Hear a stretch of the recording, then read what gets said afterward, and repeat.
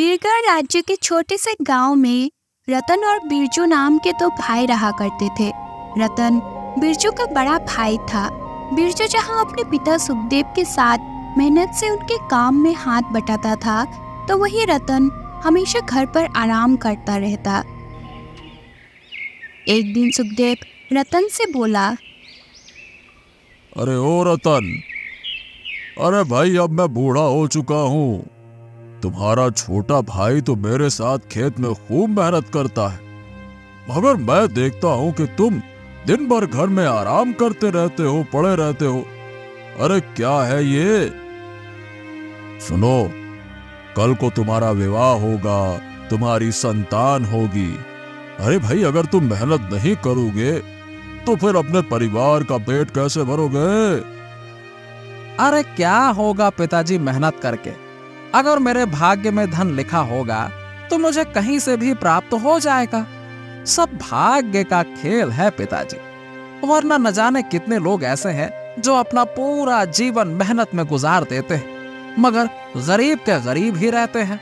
बताइए भला। अरे रतन, तुम समझते क्यों नहीं हो? अगर तुम मेहनत नहीं करोगे, कोई काम नहीं करोगे, तो फिर गांव में तुम्हें कोई अपनी लड़की भी ब्याहने को नहीं देगा। आहा, देखिए पिताजी, मैं आपकी तरह अपना जीवन खेत में हल चलाते हुए तो बिताना नहीं चाहता। जब मैं छोटा था तब भी आपके पास केवल 2 बीघा जमीन थी, और आज भी आपके पास केवल 2 बीघा ही जमीन है। मैं कुछ बड़ा करूंगा। अरे कुछ बड़ा करने के लिए भी बड़ी मेहनत लगती है। ऐसे दिन भर घर पर पड़े पड़े बड़ा आराम नहीं किया जाता है। बड़े आए बड़ा करना है और बड़े आराम कर रहे हैं ये। देखिए पिताजी, जिस दिन मेरे जीवन में भाग्य का दरवाजा खुलेगा ना, उसके बाद आप स्वयं देखेंगे। अरे मैं इतना धनवान हो जाऊंगा कि मुझे सारी जिंदगी काम वाम करने की जरूरत नहीं पड़ेगी। आप देख लेना। सुखदेव निराशा मन से अपने खेत में चला गया। सुखदेव को निराश देख उसका बेटा बिरजू सुखदेव से बोला, देखिए पिताजी, आज आपका चेहरा फिर से बता रहा है कि आपने भैया से आज फिर से काम की बात की है, और हमेशा की तरह भैया ने आपको भाग्य का पाठ पढ़ा दिया। क्यों? अरे हाँ, कभी कभी मुझे चिंता होती है कि मेरे बाद रतन का क्या होगा। हाँ समझता हूँ, लेकिन चिंता मत कीजिए पिताजी, सब सही हो जाएगा।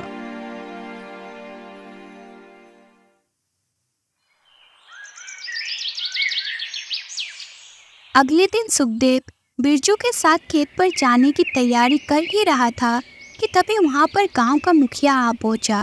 मुखिया को देखकर सुखदेव बुरी तरह से चौंकता हुआ बोला, मुखिया जी, आप इस गरीब के घर पर सब ठीक तो है? सुखदेव, तुम तो जानते हो कि मेरा कोई पुत्र नहीं है सिवाय एक पुत्री के। और अब क्या है कि मेरी पुत्री राधा विवाह के योग्य हो गई है। मैं और मेरी पत्नी अब देख तो रहे हो, बूढ़े हो चुके हैं। आप कहना क्या चाहते हैं मुखिया जी?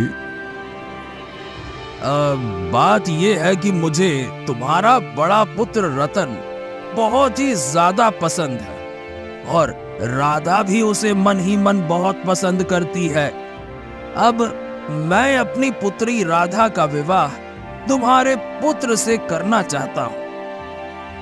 अब मुखिया जी, आप तो जानते हैं कि रतन कोई काम वाम नहीं करता है। हाँ, तो इसमें चिंता की कोई बात नहीं है। अरे भाई, मेरे पास जो कुछ भी है वो मेरी बिटिया और दामाद का ही तो होगा, और किसका होगा बताइए भला।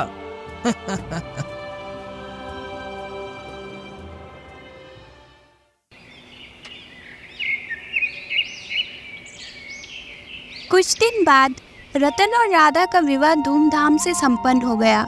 विवाह के कुछ दिन बाद मुखिया ने अपनी सारी संपत्ति राधा और रतन के नाम कर दी और अपनी पत्नी के साथ खातिर चला गया। रतन अपने पिता सुखदेव से बोला, देखा पिताजी, भाग्य का खेल। मैं कोई काम नहीं करता था, मगर भाग्य का खेल देखिए, मुझे राधा जैसी सुंदर पत्नी भी मिली और मुखिया जी की सारी संपत्ति भी। हाँ रतन, बहुत बढ़िया, बहुत अच्छा। अरे भाई, तुम मेरे बेटे हो, तुम्हारा भला मेरे लिए क्यों बुरा होगा। लेकिन हाँ बेटे, एक बात अपने जीवन में याद रखना, जो व्यक्ति मेहनत नहीं करता, वो चाहे भाग्य का कितना भी धनी क्यों ना हो, एक दिन उसे अपना सब कुछ गंवाना पड़ता है। और हाँ, भाग्य हमेशा इंसान का साथ नहीं देता, ये मेरी बात याद रखना। अपने पिता की बात सुनकर रतन हंसता हुआ वहां से चला गया। कुछ दिन बाद बिरजू का विवाह भी मोहिनी नाम की एक गरीब कन्या से संपन्न हो गया। बिरजू के विवाह के बाद सुखदेव बीमार रहने लगा और कुछ ही दिनों बाद वह इस संसार को छोड़कर चला गया। अपने पिता के जाने के बाद बिरजू और मेहनत करने लगा, तो वही रतन हमेशा अपने कमरे में आराम ही करता रहता। कुछ दिन बाद रतन की पत्नी राधा और बिरजू की पत्नी मोहिनी गर्भवती हो गई। अपने भाई को दोनों हाथों से धन लुटाता देख एक दिन बिरजू रतन से बोला, भैया भैया, क्या कर रहे हो आप? अरे आप जिस तरह से दोनों हाथों से धन लुटा रहे हो ना, मुझे उस तरह से आपका भविष्य अंधकार में जाता हुआ नजर आ रहा है। क्या कर रहे हो आप? देख बिरजू, अपने काम से काम रख। अरे पिताजी भी हमेशा मुझे नसीहत देते रहते थे, मगर देखो क्या हुआ। अरे मैं कुछ भी नहीं करता, मगर फिर भी मेरे पास तुमसे अधिक धन है, और तुम दिन भर 2 बीघा जमीन पर कड़ी धूप में हल जोतते रहते हो। तब भी तुम्हारे पास 2 वक्त की रोटी नसीब नहीं हो पाती। अरे अगर मैं उस जमीन में से अपने हिस्से की 1 बीघा जमीन वापस मांग लूं ना, तो हो सकता है कि तुम 2 वक्त का पेट भर के भोजन भी न कर पाओ, और बड़े आए मुझे नसीहत देने वाले। भैया, जमीन में से 1 बीघा जमीन आपकी है, बिल्कुल सही है। आप जब चाहे खुशी खुशी रख सकते हैं। मुझे विश्वास है कि मैं 1 बीघा जमीन पर ही मेहनत करके अपने परिवार का पालन पोषण कर सकता हूँ। इतना बोलकर बिरजू चुपचाप घर से बाहर निकल गया। कुछ समय बाद रतन की पत्नी राधा ने एक सुंदर पुत्र को जन्म दिया, और वही बिरजू की पत्नी मोहिनी ने एक सुंदर पुत्री को जन्म दिया। ये देखकर रतन बिरजू का मजाक उड़ाते हुए बोला, देख बिरजू, बात वही घुमा फिरा कर भाग्य पर आ जाती। देखो मेरा भाग्य कितना अच्छा है, मुझे पुत्र की प्राप्ति हुई है। और तुम्हें सिर्फ एक पुत्री हुई है। भैया, ये पुत्रियां तो लक्ष्मी का रूप होती हैं। मुझे पुत्री होने से कोई आपत्ति नहीं है। अरे कभी सोचा है कि जब तुम्हारी पुत्री बड़ी होकर विवाह के योग्य हो जाएगी, तब तुम उसका विवाह कैसे करोगे? सोचा है कभी तुम उसके लिए दहेज का इंतजाम कैसे करोगे? भैया, मुझे अपनी मेहनत पर पूरा भरोसा है। हाँ, मेहनत पर भरोसा? अरे इंसान की सारी मेहनत भाग्य पर टिकी होती है।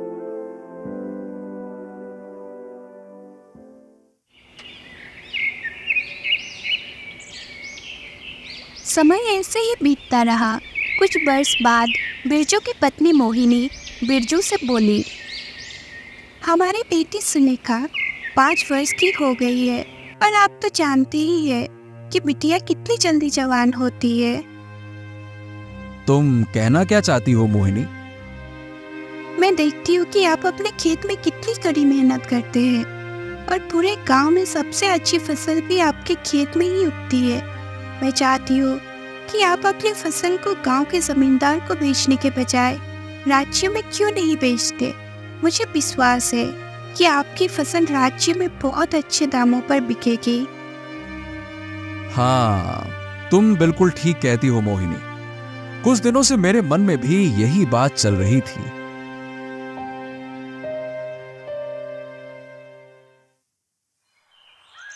अगले दिन बिरजू अपनी फसल काटकर बैलगाड़ी से बीड़कर राज्य चला गया। मोहिनी ने सच कहा था, बिरजू की फसल बहुत अच्छे दामों में बिकी। घर आकर बिरजू सोने के स्वर्ण मुद्राएं मोहिनी को पकड़ाते हुए बोला,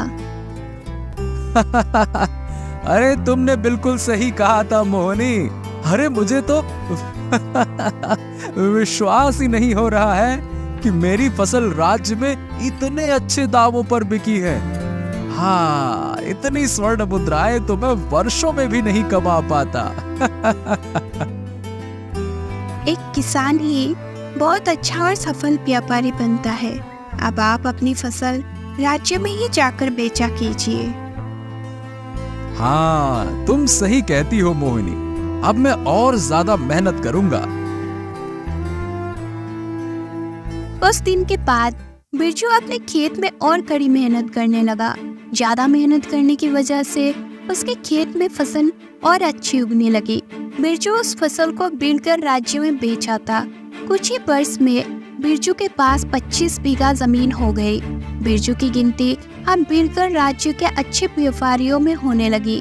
उसका मान सम्मान भी बढ़ गया। समय ऐसे ही बीतता रहा। बिरजू की बेटी सुलेखा अब 20 वर्ष की हो चुकी थी। सुलेखा को पढ़ने लिखने का बहुत शौक था और उसे जड़ी बूटियों का ज्ञान प्राप्त करने में बहुत दिलचस्पी थी। सुलेखा पूरा दिन जंगल में बिताती तो वही रतन का बेटा मोहन दिन भर गांव में आवारागर्दी करता रहता।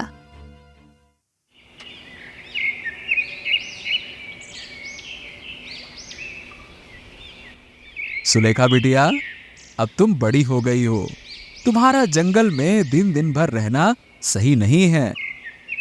पिताजी, आप तो जानते ही हैं कि मुझे जड़ी बूटियां में कितना दिलचस्पी है।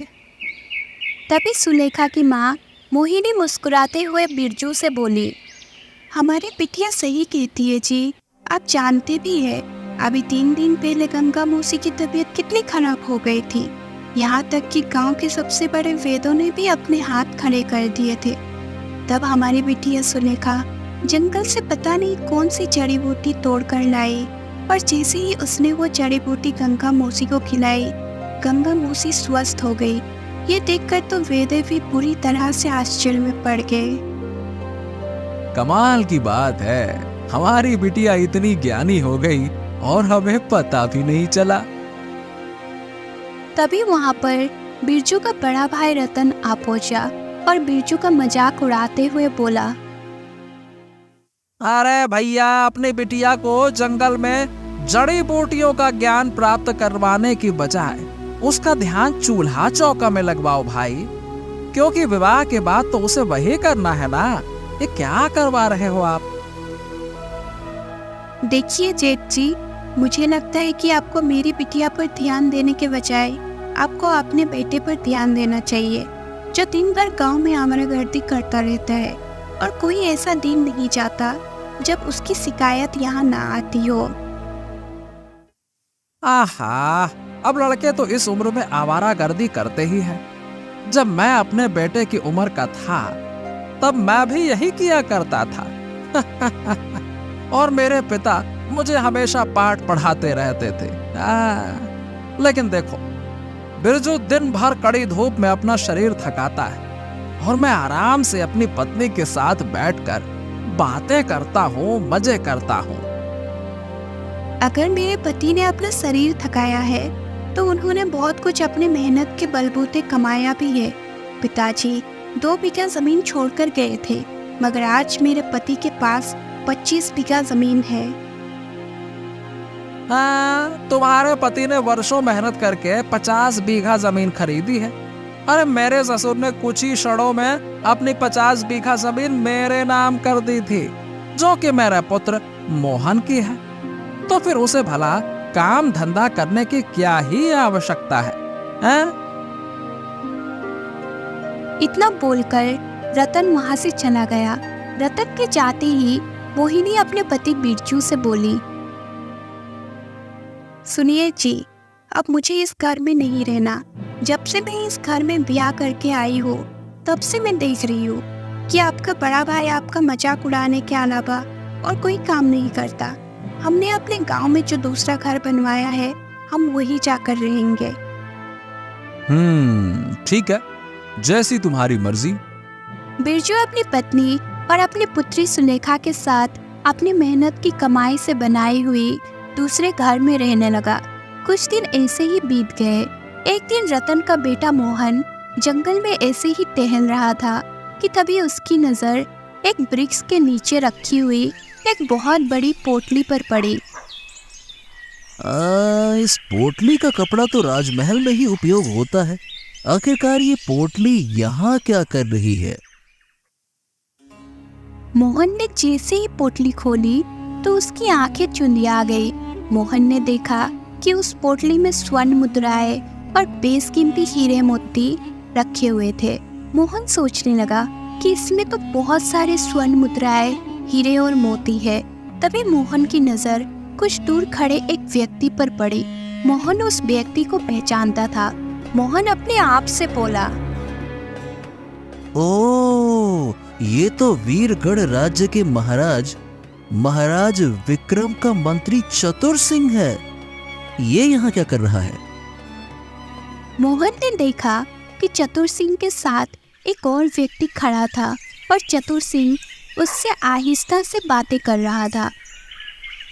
अरे, मैंने वर्षों में राजमहल से ये स्वर्ण मुद्राएं और बेशकीमती हीरे मोती चुराए हैं। तुम एक काम करो, इन्हें दूसरे राज्य में मेरे मौसा को दे आओ। ठीक है, जैसी आपकी इच्छा।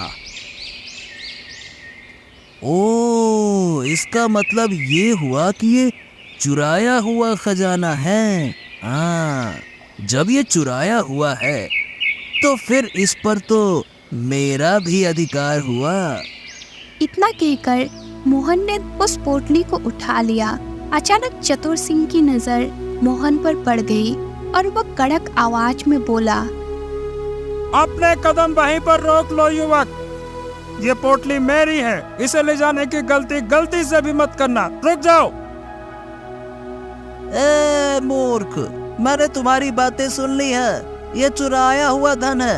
अगर तुमने मुझे रोकने की कोशिश की तो मैं महाराज के सामने तुम्हारी सारी पोल पट्टी खोल दूंगा। चतुर सिंह गुस्से से मोहन को घूरने लगा, मगर मोहन ने उसे नजरअंदाज किया और पोटली लेकर अपने गांव चला गया। चतुर सिंह उस व्यक्ति से बोला, हाँ, पता करो ये कौन है। इसे तो मैं सबक सिखा कर रहूंगा।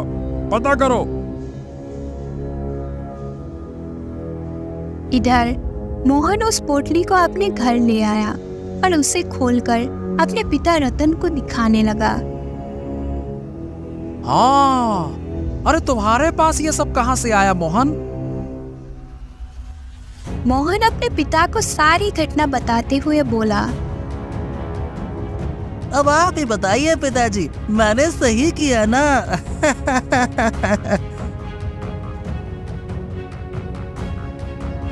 मोहन ने इतना कहा ही था कि तभी वहां पर मंत्री चतुर सिंह और राजा विक्रम दो सैनिकों के साथ वहां आ पहुंचे।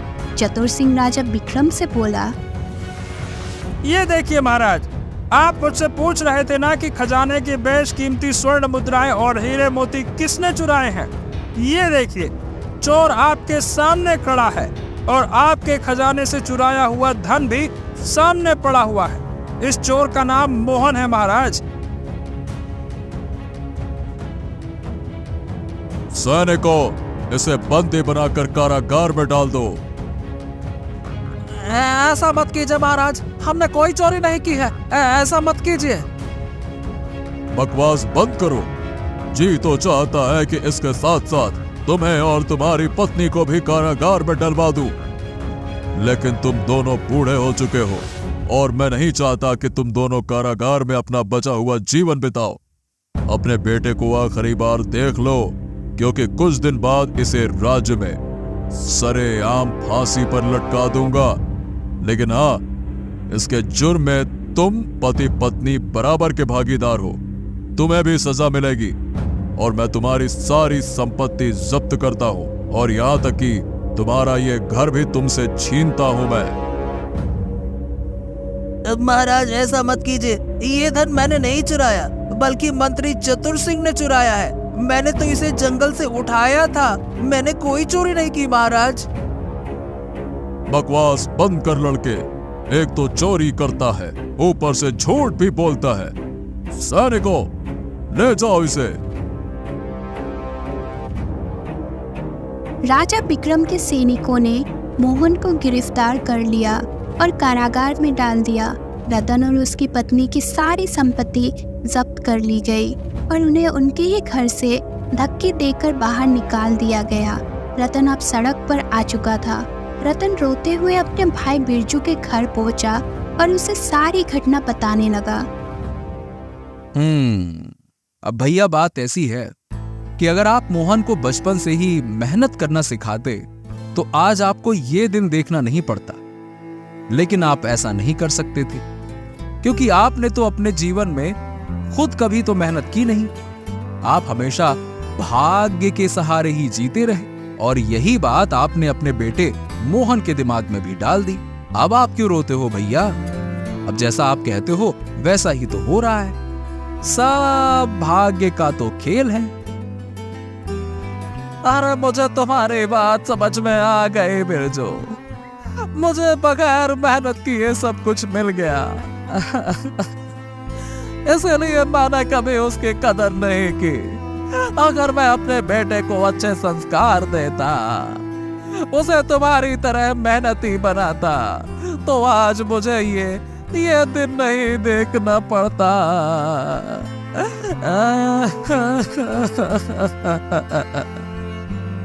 अब ठीक है, बस अब चिंता मत करिए भैया। मैं अपनी बेटी सुलेखा के साथ कल महाराज से अपने भतीजे मोहन की बात करने के लिए अवश्य जाऊंगा। चुप हो जाइए आप, चिंता मत करिए, चुप हो जाइए।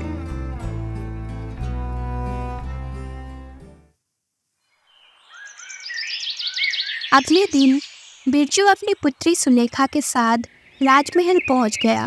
बिरजू राजा विक्रम से कुछ कहने ही वाला था कि तभी एक दासी राजा विक्रम के पास आकर बोली, महाराज, आपकी पुत्री की तबीयत में कोई सुधार नहीं है। राज्य के सबसे बड़े वेदों ने भी हाथ खड़े कर दिए हैं। ये सुनकर राजा विक्रम बुरी तरह से चिंतित हो उठा और बिरजू और सुलेखा की ओर देखकर बोला, तुम दोनों कल आना, हम तुम्हारी गुहार कल सुनेंगे। महाराज, अगर आपकी आज्ञा हो तो क्या मैं एक बार आपकी बेटी को देख सकती हूँ? लेकिन तुम मेरी बेटी को क्यों देखना चाहती हो? मुझे जड़ी बूटियों का बहुत अच्छा ज्ञान है महाराज। तो तुम कहना चाहती हो कि मेरी बेटी को बड़े बड़े वैद्य सही नहीं कर पाए, लेकिन तुम सही कर दोगी। महाराज, जब आपकी बेटी के ऊपर किसी भी वेदों की जड़ी बूटी असर नहीं कर रही है तो एक बार मुझे भी कोशिश कर लेने दीजिए। हो सकता है मेरी दी हुई जड़ी बूटी खाकर वो ठीक हो जाए। राजा विक्रम सुलेखा और बिरजू को अपने पुत्री के कक्ष में ले गया।